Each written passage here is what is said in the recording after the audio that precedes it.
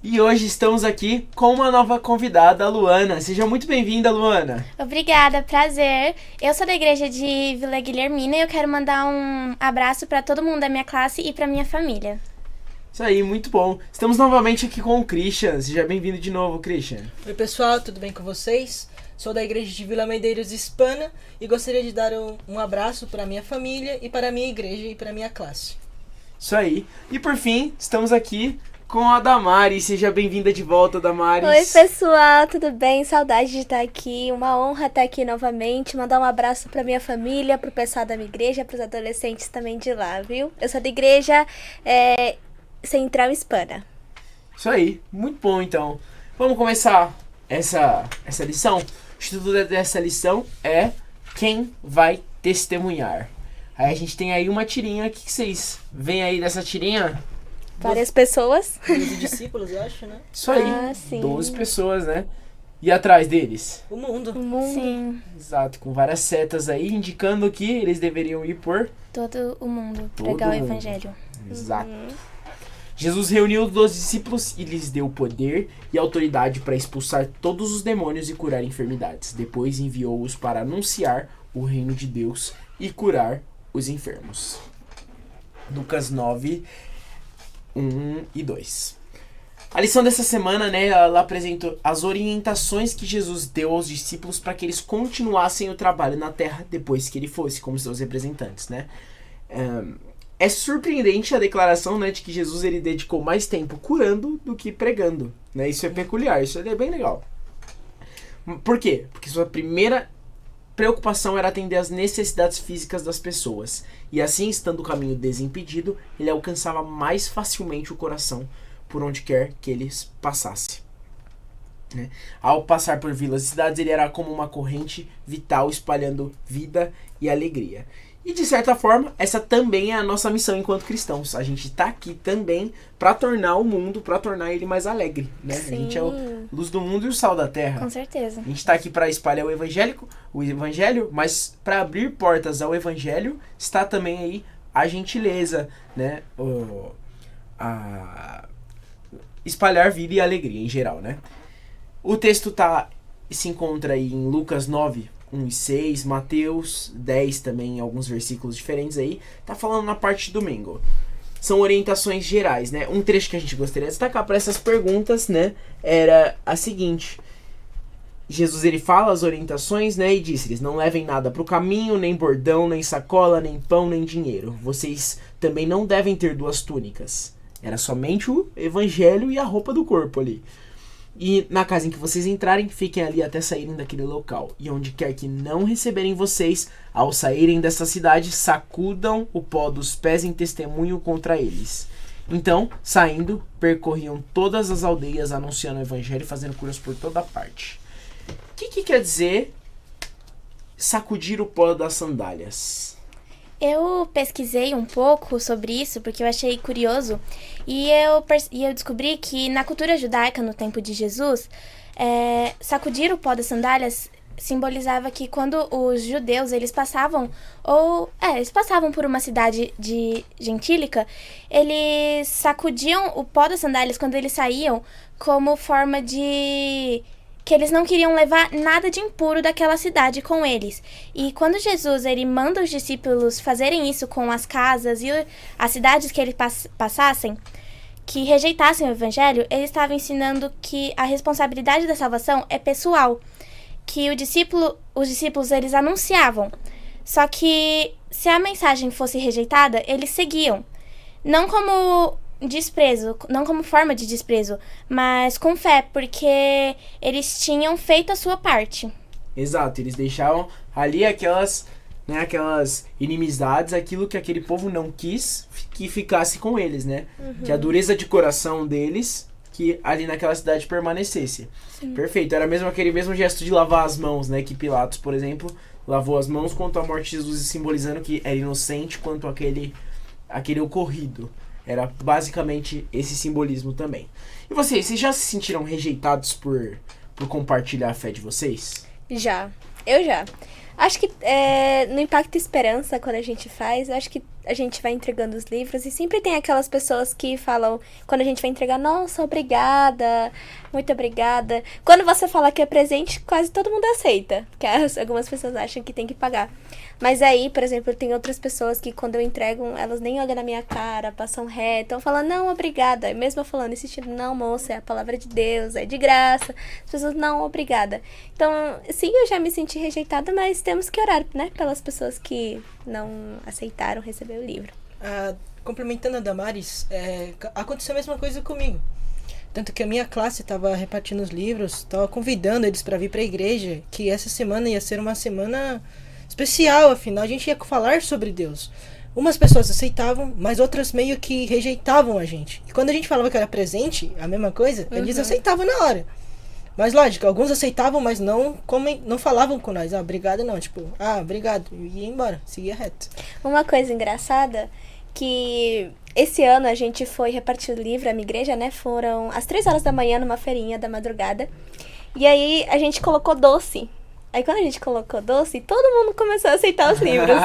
Aí só aceitavam por conta do doce. Isso são estratégias, né? Isso é basicamente marketing, né? Porque, assim, aí fala, se sim, reflita se as pessoas estavam rejeitando a você ou a Jesus. Às vezes as pessoas rejeitam a Jesus. Às vezes as pessoas, mesmo você falando que é um presente, existem pessoas que não aceitam, né? Que você fala, não, minha religião não... Aconteceu isso comigo quando eu tava entregando o grande conflito, né? Minha religião não, entre aspas, não fecha com Ellen White, né? Então não vou pegar o livro. Agora, existem pessoas que elas não recusam exatamente a mensagem, mas elas recusam a nossa pessoa. Elas olham e falam, não quero pagar o livro e tal. E aí quando você muda a sua aparência, ou muda a aparência daquilo que você está entregando, né, transforma em um presente, aí a pessoa aceita. Então nem sempre as pessoas rejeitam a mensagem de Jesus em si. Às vezes elas rejeitam a forma como é entregue ou a pessoa, né? Sim. Já aconteceu também comigo de eu ser meio que rejeitada. Eu estudei um dia eu estava estudando a lição da escola sabatina na minha sala. Só que as pessoas, elas ficaram falando assim, nossa, por que você tá fazendo isso? O que é isso? Até pessoas da igreja, elas falam assim, nossa, você lê isso daí? Você estuda a lição da escola sabatina?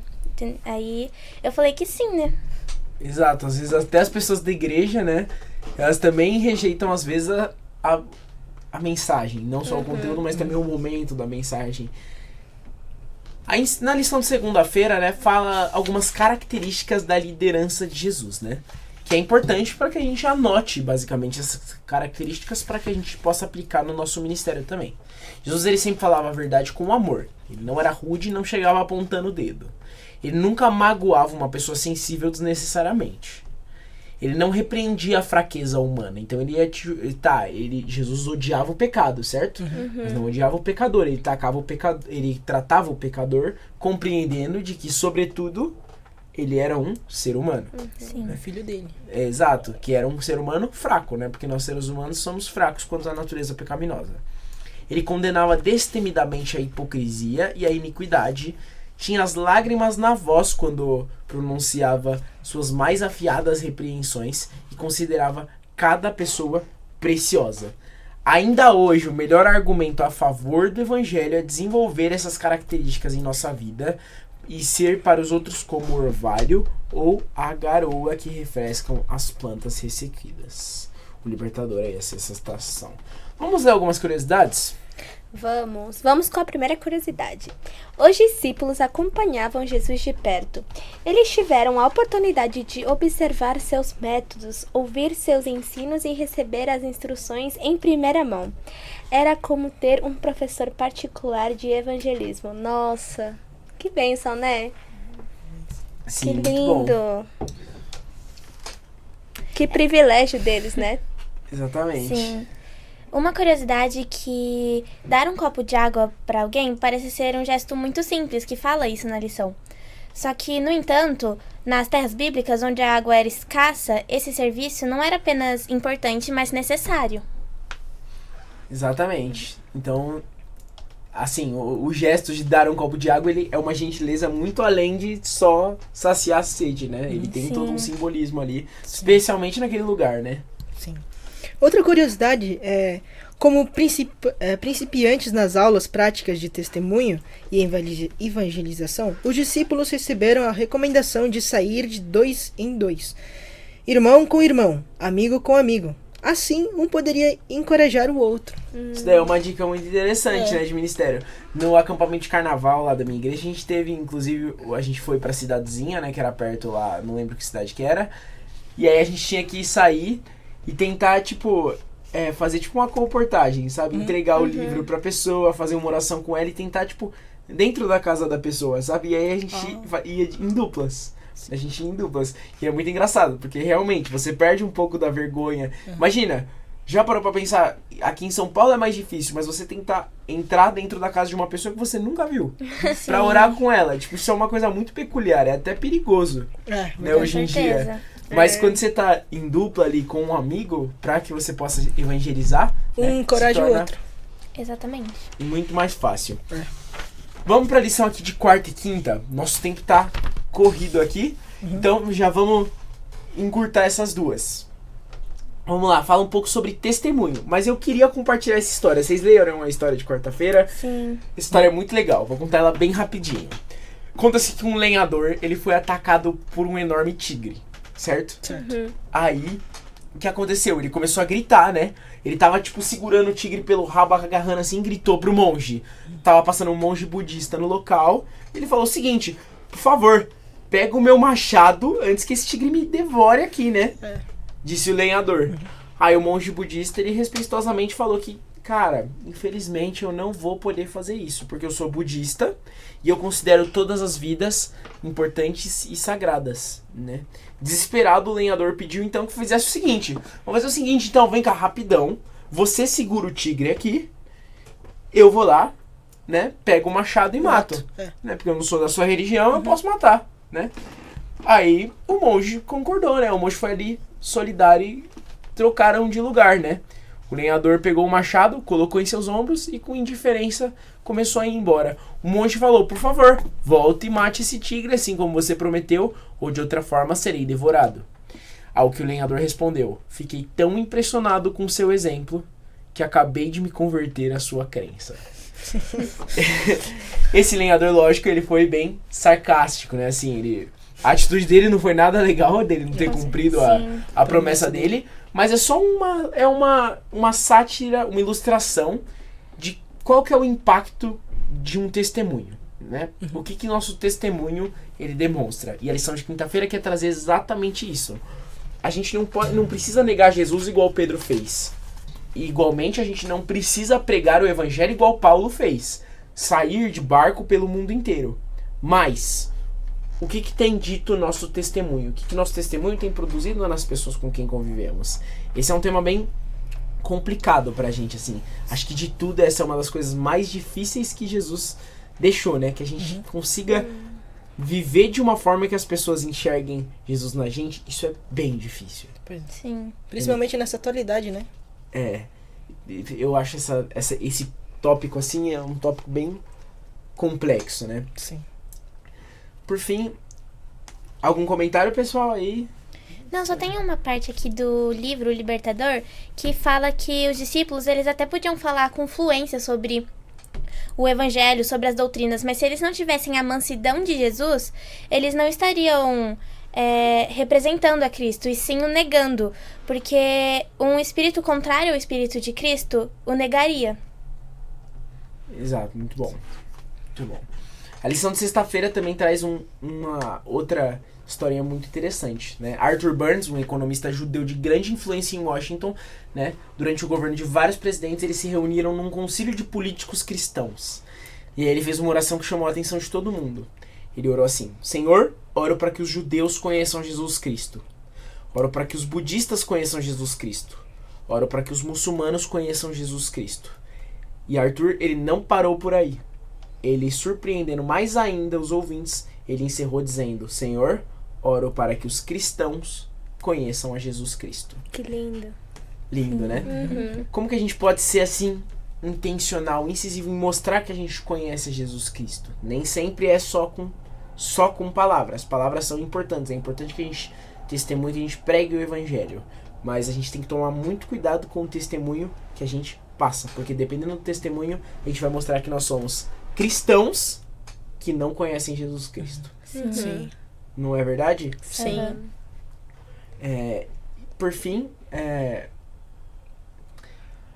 eu queria ler essa frase para encerrar, né? Nós teremos a eternidade inteira para celebrar vitórias, mas somente poucas horas antes do pôr do sol para conquistá-las. Então que a gente possa correr atrás de pregar o evangelho, né? E testemunhar sobre Jesus o tempo todo para que a gente consiga conquistar a eternidade. Sim. E não desistir, né? Se a pessoa negar, devemos insistir até levar o evangelho de Deus para todas as pessoas. Exato. Essa é a nossa missão, né? nesse Nossa mundo. missão como adventistas. Nossa missão. Algumas pessoas vão negar e infelizmente a gente não tem muito o que fazer quanto a isso, porque o trabalho é do Espírito Santo de convencer. Porque a né? gente não pode obrigar a pessoa a acreditar. Exato. Mas parar de pregar nunca Jamais. podemos. E Jamais. devemos orar para as pessoas Exato. que entre o Espírito no coração das pessoas que não aceitam. Sim, Exato. Exatamente. Então, muito obrigado você que acompanhou a gente até aqui. Até a próxima lição. Espero que você esteja gostando aí desse trimestre, porque a vida de Jesus só tem histórias maravilhosas. Deus te abençoe e que Ele esteja com você. Até a próxima. Tchau. Tchau.